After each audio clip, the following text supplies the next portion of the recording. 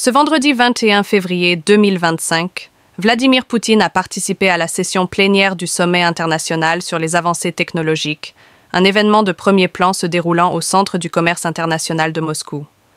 Cette édition met particulièrement en lumière les progrès réalisés dans le domaine des matériaux innovants et de l'ingénierie chimique, un secteur clé alors que la Russie vient de lancer un vaste programme national visant à consolider sa position de leader technologique.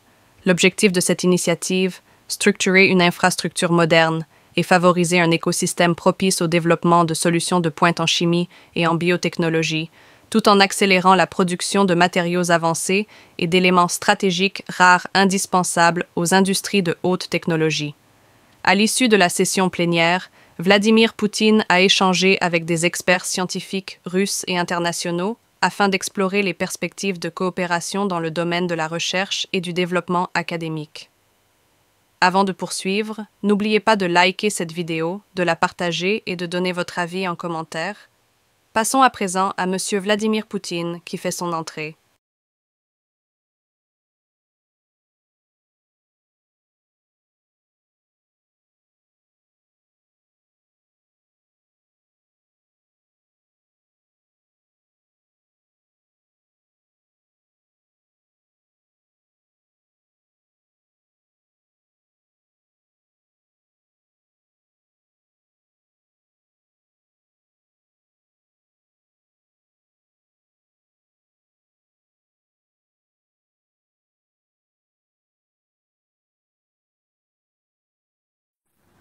Президент Российской Федерации Владимир Владимирович Путин.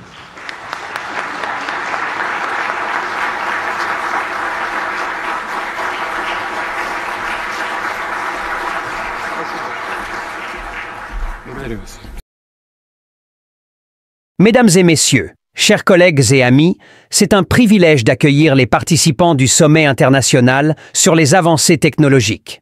Comme chaque année, cette rencontre constitue un espace unique pour explorer les nouvelles frontières de la recherche, débattre des idées émergentes et examiner des innovations encore en phase expérimentale dans les laboratoires et centres de recherche, mais qui, très bientôt, j'en suis convaincu, façonneront les technologies de demain. Cette année, le sommet met à l'honneur les avancées en chimie et en sciences des matériaux, des disciplines fondamentales qui, plus que jamais, jouent un rôle central dans le développement technologique et la concrétisation des projets les plus ambitieux. L'évolution rapide de ces secteurs ouvre des perspectives inédites, engendrant des avancées décisives dans des domaines aussi variés que la médecine, l'industrie, la microélectronique et l'automatisation. Il est évident que pour occuper une place de choix parmi les nations leaders en matière de recherche et d'innovation, notre ambition demeure claire et inébranlable. Nous devons viser l'excellence dans les domaines de la chimie et de l'innovation en matériaux. Cela signifie développer des solutions performantes et accessibles, non seulement en termes de coût et d'efficacité, mais avant tout en mettant l'accent sur l'innovation. Il est impératif de maîtriser nos propres technologies avancées afin d'exploiter pleinement nos ressources et de les transformer en produits à forte valeur ajoutée, plutôt que de nous contenter d'exporter des matières premières brutes. L'histoire nous enseigne que nous avons su, à plusieurs reprises, relever des défis d'envergure et imposer notre savoir-faire dans l'industrie. Au cours des décennies passées, des personnalités marquantes, telles qu'Alexandre Petrov, bien que tombées dans l'oubli du grand public, ont joué un rôle clé dans l'essor industriel de notre pays. Sous leur impulsion, d'importantes infrastructures ont été bâties, des centres de recherche spécialisés ont vu le jour, et l'innovation constituait un pilier fondamental de notre stratégie de développement. Grâce à ces efforts, notre industrie chimique s'est hissée au rang des leaders continentaux et s'est distinguée sur la scène internationale. Malheureusement, cette dynamique a été freinée par des choix stratégiques discutables, entraînant un déclin progressif de ce secteur autrefois florissant. C'est une perte regrettable, une véritable injustice pour ceux qui ont consacré leur vie à bâtir cette industrie, portée par la volonté de garantir un avenir prospère aux générations futures. Ces pionniers ont travaillé sans relâche, affrontant des conditions éprouvantes, parcourant le pays pour concrétiser leur vision. Ils ont fait face aux épreuves, aux sacrifices, aux nuits blanches. Mais leur détermination a permis l'essor d'une industrie qui était un moteur du progrès national.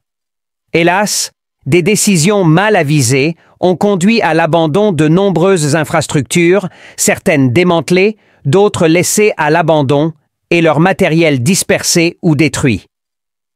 Cette dégradation de notre industrie nous a rendus excessivement dépendants des ressources et technologies étrangères, menaçant ainsi notre souveraineté industrielle et scientifique. Aujourd'hui, en tirant les leçons du passé, nous mesurons pleinement l'importance stratégique de retrouver notre autonomie dans le secteur de la chimie et de la recherche en matériaux avancés. Nous avons entrepris une refonte stratégique et un renforcement significatif de plusieurs infrastructures technologiques et industrielles. L'objectif principal a été d'implanter de nouvelles installations capables d'assurer une production indépendante et durable de matériaux à forte valeur ajoutée. Un exemple marquant est le développement d'un pôle industriel dans la région de Tyumen, structuré autour du complexe pétrochimique de Tobolsk.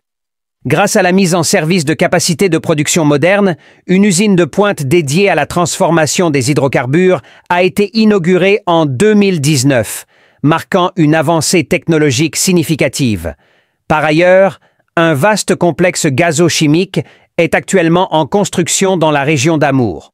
Ce projet s'inscrit dans une dynamique plus large d'expansion industrielle, avec l'édification d'autres infrastructures stratégiques qui, à terme, permettront une augmentation substantielle de la production de polymères. Ces matériaux sont essentiels pour les industries pétrochimiques et chimiques, qui constituent des piliers du développement industriel moderne. En parallèle, nous avons entrepris un ambitieux programme de dépollution et de réhabilitation à Oussoli-Sibirskoïe, dans la région d'Irkoutsk.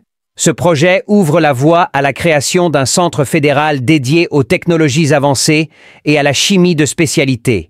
Pour mieux comprendre son importance, il s'agit ici de produire des composés chimiques stratégiques en volume maîtrisé, tels que des résines et des solvants, qui sont indispensables à des secteurs de pointe comme la microélectronique, l'industrie pharmaceutique et d'autres domaines stratégiques nécessitant une expertise technologique avancée. Un autre axe majeur de développement concerne la recherche et la production de catalyseurs. Ces éléments sont essentiels en chimie car ils modulent la vitesse des réactions et optimisent les processus industriels. Au-delà de leur conception, il est crucial de structurer des infrastructures dédiées à leur validation, d'en développer la fabrication à échelle pilote et d'assurer leur intégration dans des chaînes de production à grande échelle afin d'améliorer l'efficacité des procédés industriels. Pour soutenir cette dynamique, un programme scientifique et technologique ambitieux a été lancé.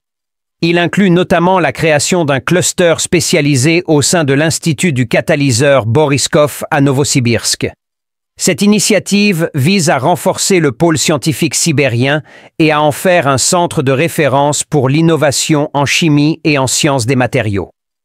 Mes chers collègues, pour conserver un positionnement compétitif sur la scène internationale et accompagner l'évolution technologique, nous devons consolider notre industrie chimique et ses filières associées. Cela implique de développer une chaîne de valeur complète qui englobe la recherche sur les nouveaux matériaux et les éléments rares, l'extraction et la transformation avancée des ressources naturelles, ainsi que la production de solutions technologiques innovantes capables de répondre aux exigences des marchés émergents. Les défis à relever sont nombreux, mais nous possédons les compétences, les ressources et le savoir-faire nécessaire pour y faire face. Il nous appartient désormais d'adopter une stratégie ciblée, de mettre en place un cadre réglementaire et industriel favorable et d'investir avec discernement dans des infrastructures adaptées à nos ambitions. Nous ne produisons toujours pas de lithium. Comment pouvons-nous nous développer sans lui? C'est une évidence pour les spécialistes. Mais nous pouvons le faire. Et nous aurions pu le faire il y a 10 à 15 ans, afin de correspondre à la dynamique du progrès, à la concurrence mondiale. Nous devons multiplier le potentiel de l'industrie chimique nationale et des industries connexes en construisant un cycle complet allant de la recherche et du développement de nouveaux gisements, y compris les métaux rares et les terres rares, à l'extraction et au traitement en profondeur des minéraux utiles, jusqu'à la production de produits de haute technologie. Je demande au gouvernement de réfléchir à la manière dont nous pouvons réguler l'interaction entre nos entreprises et celle de nos concurrents afin d'offrir à nos producteurs nationaux certains avantages dans le cadre de l'OMC. Néanmoins, nous avons été confrontés à certaines difficultés et nous pouvons ajuster le retour sur nos marchés de ceux qui souhaitent y revenir, en créant et en maintenant un avantage pour nos propres producteurs. Nous devons le faire avec précaution, mais nous devons le faire. Я прошу правительство подумать над тем о том, как нам отрегулировать взаимодействие наших предприятий и предприятий наших конкурентов, с тем, чтобы обеспечить национальным производителям определенные преимущества. Да, в рамках ВТО, но тем не менее нам же создали определенные трудности, и мы можем соответствующим образом отрегулировать возвращение на наш рынок тех, кто хочет вернуться, создавая и оставляя преимущества для собственных производителей. Надо сделать это тонко, аккуратно, но нужно сделать обязательно. Перекинулись несколькими словами. И другие участники пленарного заседания обязательно. Вот спасибо специалистам Росатома. Сделали материал. Une nouvelle loi sur la politique technologique a été adoptée et entrera en vigueur dès cet été. J'ai déjà souligné l'importance de cet enjeu et fixé un cap clair. En partenariat avec le secteur privé, nous devons hisser le financement de la recherche à 2% du PIB. Cet objectif est une nécessité stratégique incontournable. Il est impératif de concentrer toutes nos ressources sur les secteurs scientifiques et technologiques les plus porteurs d'avenir. Dans le domaine des matériaux avancés et de la chimie, il ne suffit pas de reproduire des innovations développées ailleurs. Bien sûr, nous devons nous inspirer des découvertes existantes, mais notre priorité absolue doit être l'élaboration de solutions originales, adaptées à nos besoins spécifiques.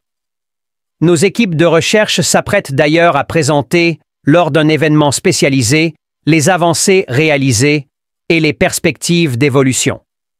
Lors de notre dernière réunion consacrée à la stratégie nationale, nous avons insisté sur la nécessité d'établir des feuilles de route précises pour les secteurs clés.